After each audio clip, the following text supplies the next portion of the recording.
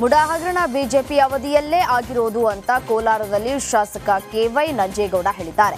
ಬಿಜೆಪಿಯವರಿಗೆ ಆರೋಪ ಮಾಡಲು ಏನೂ ಸಿಗೋದಿಲ್ಲ, ಹಾಗಾಗಿ ಸಿದ್ದರಾಮಯ್ಯ ಕುರಿತು ಹುಡುಕಾಡ್ಕೊಂಡು ಹೋಗ್ತಾರೆ, ಆದರೆ ಸಕ್ಸಸ್ ಆಗೋದಿಲ್ಲ ಅಂತ ಹೇಳಿದ್ರು. ಇನ್ನು ಸಿದ್ದರಾಮಯ್ಯ ಅವರು ಯಾವತ್ತೂ ಸುಳ್ಳು ಹೇಳೋದಿಲ್ಲ ಅಂತ ಸಿದ್ದು ಪರ ಬ್ಯಾಟಿಂಗ್ ಮಾಡಿದ್ರು.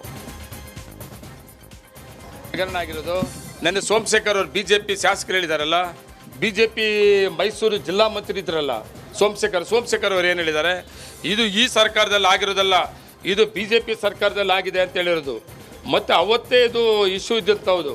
ಇವತ್ತು ಆಗ್ತಾ ಇರ್ತಾರೆ, ಏನೂ ಸಿಕ್ಕಲ್ಲ ಪಾಪ ಮುಖ್ಯಮಂತ್ರಿಗಳಂದ್ರೆ ಏನೂ ಸಿಕ್ಕಲ್ಲ. ಸಿದ್ದರಾಮಯ್ಯವ್ರದ್ದು ಯಾವುದನ್ನು ಹುಡುಕ್ಲಾಡ್ಕೊಂಡು ಹೋಗ್ತಾರೆ. ಬಿಜೆಪಿ ಅವರು ಸಕ್ಸಸ್ ಆಗಲ್ಲ. ಅವ್ರದೇ ಶಾಸಕ, ಅವ್ರ ಶಾಸಕನ ಅವ್ರದೇ ಸರ್ಕಾರ ಇದ್ದಂಥ ಮೈಸೂರು ಇನ್ಚಾರ್ಜ್ ಮಿನಿಸ್ಟ್ರು ಸೋಮಶೇಖರ್ ಏನು ಹೇಳಿದ್ದಾರೆ, ನಾವು ಕಾಂಗ್ರೆಸ್ ಹೇಳೋದು ಬಿಟ್ಬಿಡ್ರಿ, ಅಲ್ಲಿ ಏನೂ ಆಗಿಲ್ಲ. ನಮ್ಮ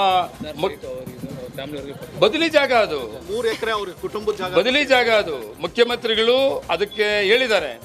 ಮುಖ್ಯಮಂತ್ರಿ ಸಿದ್ದರಾಮಯ್ಯ ಯಾವತ್ತೂ ಸುಳ್ಳು ಹೇಳೋದಿಲ್ಲ, ನೇರವಾಗಿ ಹೇಳ್ತಾ ಇದ್ದಾರೆ. ಅದಕ್ಕೆ ಸಂಸದರ ಸನ್ಮಾನ ಕಾರ್ಯಕ್ರಮದಲ್ಲಿ ಕೇಳಿಬಂದ ಮದ್ಯ ಹಂಚಿಕೆ ಆರೋಪಕ್ಕೆ ಓರ್ವನ ತಲೆದಂಡವಾಗಿದೆ. ಪಕ್ಷಕ್ಕೆ ಮುಜುಗರ ತಂದ ಹಿನ್ನೆಲೆ ನೆಲಮಂಗಲ ಬಿಜೆಪಿ ಮಂಡಲ ಅಧ್ಯಕ್ಷ ಜಗದೀಶ್ ಚೌಧರಿಯನ್ನ ಉಚ್ಚಾಟನೆ ಮಾಡಲಾಗಿದೆ. 6 ವರ್ಷಗಳ ಕಾಲ ಪಕ್ಷದಿಂದ ಉಚ್ಚಾಟಿಸಿ ಬೆಂಗಳೂರು ಗ್ರಾಮಾಂತರ ಬಿಜೆಪಿ ಜಿಲ್ಲಾಧ್ಯಕ್ಷ ರಾಮಕೃಷ್ಣಪ್ಪ ಆದೇಶವನ್ನು ಹೊರಡಿಸಿದ್ದಾರೆ.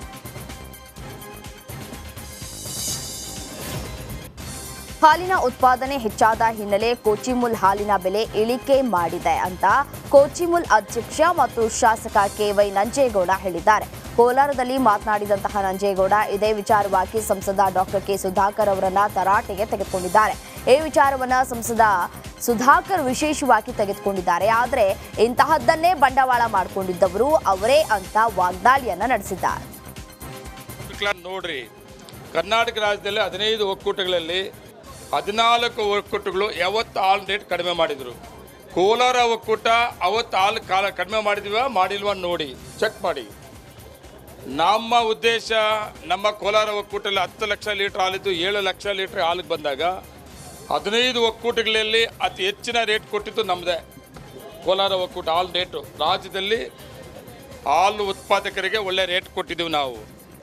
ಆದರೆ ಹಾಲು ಉತ್ಪಾದನೆ ಹೆಚ್ಚಿಗೆ ಆದಾಗ ಕೂಡ ನಾವು ಕಡಿಮೆ ಮಾಡೋಕ್ಕೆ ಹೋಗಲಿಲ್ಲ. ಎಲ್ಲ ಒಕ್ಕೂಟಗಳು ಕಡಿಮೆ ಮಾಡ್ತು, ಅದನ್ನು ನಮ್ಮ ಒಕ್ಕೂಟ ಕಡಿಮೆ ಮಾಡೋಕ್ಕೆ ಹೋಗಲಿಲ್ಲ. ಇವತ್ತು ಸುಮಾರು 12.5 ಲಕ್ಷದಿಂದ 12,80,000ವರೆಗೂ ಹೋಗಿದ್ದೀವಿ ನಾವು. ಇವತ್ತು ನಾವು ಹಾಲು ರೇಟು ಕಡಿಮೆ ಮಾಡಲಿಲ್ಲ ಅಂದರೆ ಹಾಲು ಉತ್ಪಾದಕ ಸಹಕಾರ ಸಂಘದಲ್ಲಿ ತೊಂದರೆ ಆಗ್ತದೆ.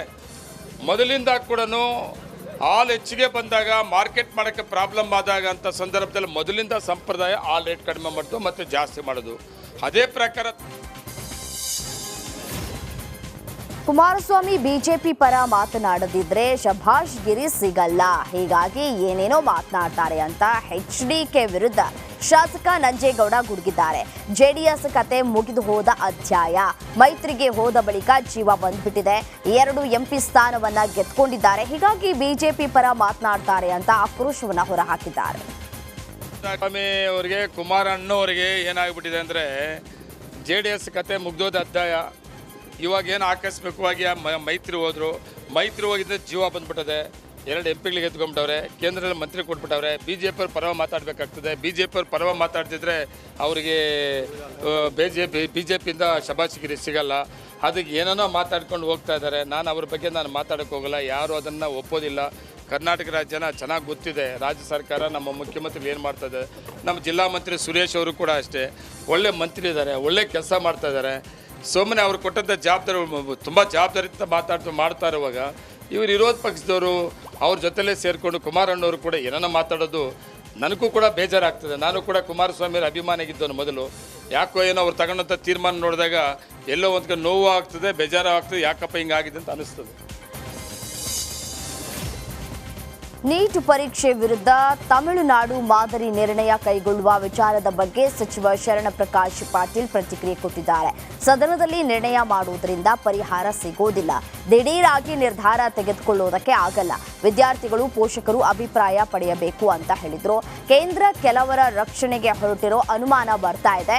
ಈ ಬಗ್ಗೆ ಪಾರದರ್ಶಕವಾಗಿ ನಡೆದುಕೊಳ್ಬೇಕು ಅಂತ ಕೇಂದ್ರ ಸರ್ಕಾರಕ್ಕೆ ಚಾಟಿ ಬೀಸಿದ್ದಾರೆ. ಈಗ ತಮಿಳುನಾಡು ಮುಖ್ಯಮಂತ್ರಿಗಳು ಒಂದು ಪತ್ರ ಬರೆದಿರ್ತಕ್ಕಂಥದ್ದು ನಿಜ.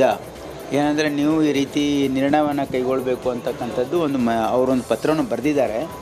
ಈಗ ಅದ್ರ ಬಗ್ಗೆ ನಾವು ಇನ್ನೂ ಮಾನ್ಯ ಮುಖ್ಯಮಂತ್ರಿಗಳ ಜೊತೆ ಚರ್ಚೆ ಮಾಡೋದಿದೆ ಮತ್ತು ನಾವು ಏನು ನಿರ್ಧಾರ ತೆಗೆದುಕೊಳ್ಬೇಕು ಅಂತ ಪಬ್ಲಿಕ್ ಒಪಿನಿಯನ್ ತೊಗೊಳ್ತಕ್ಕಂಥ ಅವಶ್ಯಕತೆಯೂ ಕೂಡ. ಇದು NMC ಆ್ಯಕ್ಟಲ್ಲೂ ಕೂಡ, ಆ್ಯಕ್ಟ್ ಆಫ್ ಪಾರ್ಲಿಮೆಂಟಲ್ಲೂ ಕೂಡ ಇದನ್ನು ನೀಟ್ ಮುಖಾಂತರ ಕಾಮನ್ ಎಂಟ್ರೆನ್ಸ್ ಎಕ್ಸಾಮ್ ಮಾಡಬೇಕು ಅಂತಕ್ಕಂಥದ್ದನ್ನು ಅದಕ್ಕೆ ಅವ್ರು ಮಾಡಿದ್ದಾರೆ.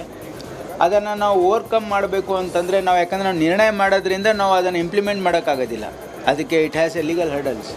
ಯಾಕಂದರೆ ನಾವು ಇದಕ್ಕೆ ಪರಿಹಾರ ಏನಂದರೆ either supreme court should give the relief or they should been amendment in the parliament. ಹಾಗಾಗಿ ನಾನು ದಿಢೀರನ್ನೇ ಈಗ ನಿರ್ಣಯ ತೆಗೆದುಕೊಂಡು ಹೇಳೋಕ್ಕಾಗೋದಿಲ್ಲ. ಅದ್ರ ಬಗ್ಗೆ ಪಬ್ಲಿಕ್ ಒಪಿನಿಯನ್ನು ಕಲೆಕ್ಟ್ ಮಾಡ್ತಕ್ಕಂಥ ಅವಶ್ಯಕತೆ ಇದೆ. ಯಾಕಂದರೆ ಇದಕ್ಕೆ stakeholders students, we need to collect the students opinion as well. ಹಾಗಾಗಿ ನಾವೇ ಏಕಪಕ್ಷೀಯವಾಗಿ ನಿರ್ಧಾರ